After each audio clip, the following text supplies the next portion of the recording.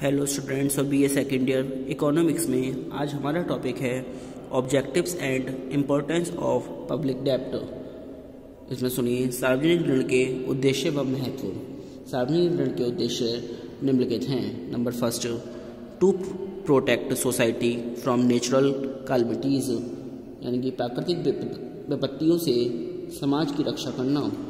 प्रत्येक सामाजिक शासन पद्धति में प्राकृतिक विपत्तियों जैसे बाढ़, अकाल, भूचाल, महामारी आदि से समाज की रक्षा करना सरकार का प्रमुख कर्तव्य है। यदि सरकार के पास पर्याप्त कोष नहीं है तो भी उसे ऋण लेकर समाज की रक्षा करनी पड़ती है। आपातकालीन दशाओं में सरकार के लिए ऋण प्राप्त करना दो कारण से आवश्यक हो जाता है। कर संबंधी आय को एकत्रित करने में काफ़ी समय लग जाता है, जबकि ऋण आसानी से और सरलता से मिल जाता है। अनेक आर्थिक कारणों के लिए उधार लेना करारोपण से अधिक उचित समझा जाता है। नंबर 2 आता है डिफेंड कंट्री फ्रॉम एनिमीज़, शत्रुओं से देश की रक्षा हेतु। आधुनिक समय में जो सरकार समाज को सुरक्षा प्रदान नहीं कर सकती वह घृणा की दृष्टि से देखी जाती है। प्रजातांत्रिक शासन व्यवस्था में सरकार जनता के द्वारा और जनता के लिए होती है। इसलिए सरकार का प्रमुख उद्देश्य समाज को अधिकतम लाभ प्रदान करना है। जब तक समाज को सुरक्षा उपलब्ध नहीं है तब तक समाज में किसी प्रकार की भौतिक या आर्थिक उन्नति संभव नहीं है। इसलिए समाज में उत्पन्न होने वाले संकटों का अंत करना व देश की बाह्य शत्रुओं से रक्षा करना सरकार का प्रथम कर्तव्य है। आज प्रत्येक देश अस्त्र शस्त्रों के निर्माण की ओर में सबसे आगे निकलना चाहता है और इसके लिए ऋण लेने को आतुर रहता है। नंबर 3 आता है टू कंडक्ट प्रोडक्शन एक्टिविटीज़, उत्पादन कार्यों के संपादन के लिए देश के प्राकृतिक साधनों का अधिकतम दोहन करने या देश के आर्थिक विकास व उत्पादन कार्यों के लिए राज्य ऋण प्राप्त करता है। एक विकासोन्मुख देश के लिए ऐसे ऋण लेना और भी आवश्यक हो जाता है, क्योंकि ऐसे देश में सरकार करारोपण द्वारा अधिक आय प्राप्त करने में सफल नहीं हो सकती। नंबर 4 आता है for public enterprise and public services, सार्वजनिक उपक्रमों एवं सार्वजनिक कार्यों के लिए। सार्वजनिक उपक्रमों के संचालन व सार्वजनिक कार्यों के संपादन के लिए भी राज्य को ऋण की आवश्यकता होती है। ये कार्य भी एक प्रकार के उत्पादक कार्य होते हैं, क्योंकि कुछ समय बाद सार्वजनिक उपक्रमों से भी राज्य को आय प्राप्त होने लगती है, जिससे कि वह ऋण और ब्याज का भुगतान कर देती है। नंबर 5 आता है टू स्टेबलाइज सोशलिस्ट सोसाइटी, समाजवादी समाज की स्थापना के लिए। वर्तमान में अधिकांश सरकारों की प्रवृत्ति समाजवादी समाज की स्थापना की ओर है। इस उद्देश्य से सरकार उद्योग व व्यापार का राष्ट्रीयकरण कर रही है और उनका संचालन भी स्वयं करती आ रही है। परंतु आधुनिक उद्योगों के संचालन के लिए बड़ी मात्रा में पूंजी की आवश्यकता होती है, जिसकी पूर्ति सरकार केवल ऋणों के द्वारा ही कर सकती है। नंबर 6 आता है for establishment of welfare state, लोक कल्याणकारी राज्य की स्थापना के लिए।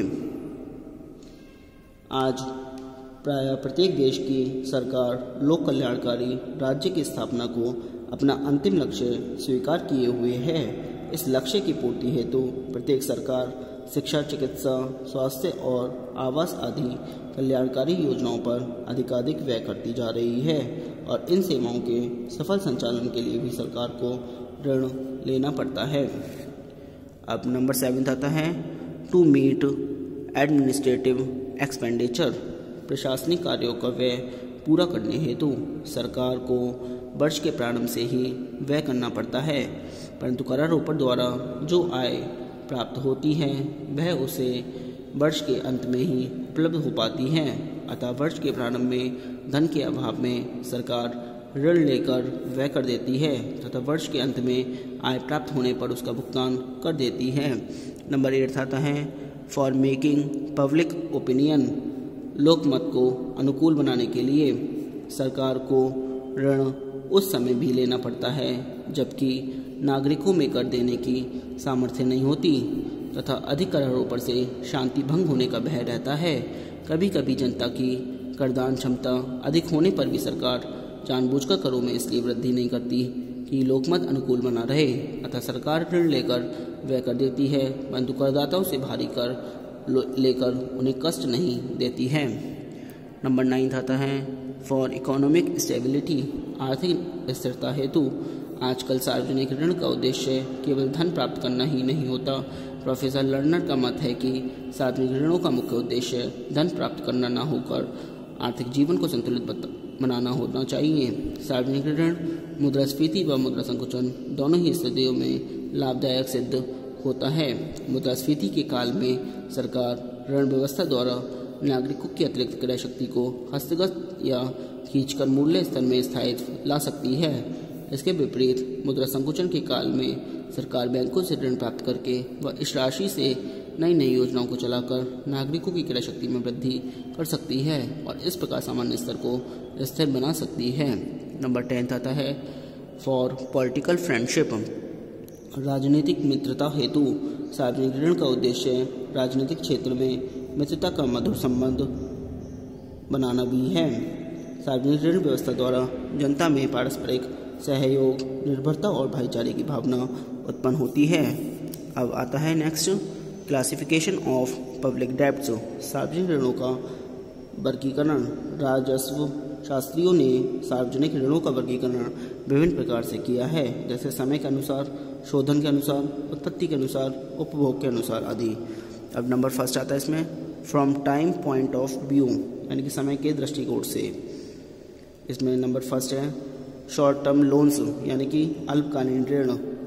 निश्चितकालीन या अल्पकालीन ऋण वे ऋण होते हैं जो 1 वर्ष के भीतर ही चुका दिए जाते हैं। नंबर 2 है लॉन्ग टर्म लोन्स। अनिश्चितकालीन ऋण वे ऋण होते हैं जो 1 वर्ष के पश्चात चुकाए जाते हैं। और नंबर 2 आता है from payment point of view, यानी कि शोधन के दृष्टिकोण से। इसमें नंबर 1 है रिडेमेबल डेब्ट्स, यानी कि शोध्य ऋण। शोध्य ऋण वे ऋण होते हैं जो भविष्य में एक निश्चित अवधि के उपरांत देय होते हैं। इस प्रकार के ऋण समय के दृष्टिकोण से दीर्घकालीन तथा अल्पकालीन भी हो सकती हैं। कर का भार इन्हीं ऋणों में बढ़ जाता है क्योंकि ब्याज और मूलधन दोनों ही देने पड़ते हैं। नंबर 2 इरिडेमेबल डेब्ट्स, अशोध्य ऋण। अशोध्य ऋण वे ऋण होते हैं जिन्हें चुकाने के लिए कोई वचन नहीं दिया जाता है परंतु इन पर एक निश्चित दर से सरकार द्वारा ब्याज दिया जाता है। नंबर 3 आता है from production point of view, उत्पत्ति के दृष्टिकोण से। इसमें नंबर 1 है प्रोडक्टिव डेब्ट्स, उत्पादक ऋण। उत्पादक ऋणों की श्रेणी में ऐसे ऋणों को रखा जाता है जिनसे प्राप्त धन ऐसे उपकरणों अथवा योजनाओं में लगाया जाता है जिनकी आय से ब्याज तथा मूलधन का भुगतान किया जा सके। सिंचाई योजनाएं, यातायात सेवाएं तथा सरकारी कारखानों में जिन ऋणों की राशि का प्रयोग किया जाता है वे प्रायः उत्पादक ऋण होते हैं।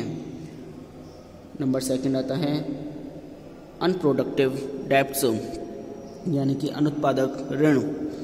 अनुत्पादक ऋण वे ऋण होते हैं जिनके उपयोग से राज्य को कोई प्रत्यक्ष मौद्रिक आय प्राप्त नहीं होती है, जैसे युद्ध के व्यय के लिए लिया गया ऋण तथा अकाल, बाढ़ आदि के लिए लिया गया ऋण। नंबर 4 आता है from nature point of view, स्वभाव के दृष्टिकोण से। इसमें नंबर 1 है वॉलेंट्री डेब्ट्स, ऐच्छिक ऋण। ऐच्छिक ऋण वे ऋण होते हैं जिन्हें नागरिक स्वयं अपनी इच्छा से देता है और सरकार की ओर से कोई दबाव नहीं पड़ता है। नंबर 2 कंपलसरी डेब्ट्स, बलात् अनिवार्य ऋण। बलात् ऋण वे ऋण हैं जो सरकार अपनी राजनीतिक सत्ता के प्रयोग से नागरिकों से बलपूर्वक वसूल करती है और जिसका देना अनिवार्य होता है। अब नंबर 5 आता है from source point of view, इसमें यानी कि स्रोत के दृष्टिकोण से। इसमें नंबर 1 आता है इंटरनल डेब्ट्स, यानी कि आंतरिक ऋण। जो ऋण देश के नागरिकों से ही लिए जाते हैं वे आंतरिक ऋण कहलाते हैं। आंतरिक ऋण जो देश के नागरिकों और अन्य संस्थाओं से प्राप्त किए जाते हैं वे निश्चित और अनिश्चित दोनों ही प्रकार के हो सकते हैं।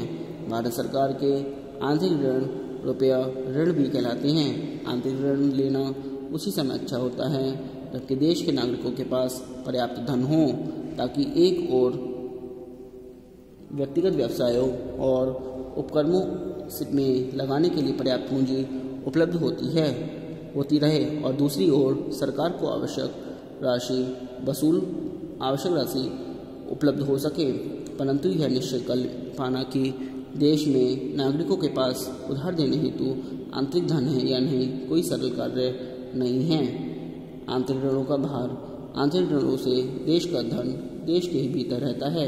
इस प्रकार आंतरिक ऋण से देश के भीतर धन का पुनर्वितरण होता है, इसलिए इन ऋणों का प्रत्यक्ष मौद्रिक भार नहीं पड़ता है।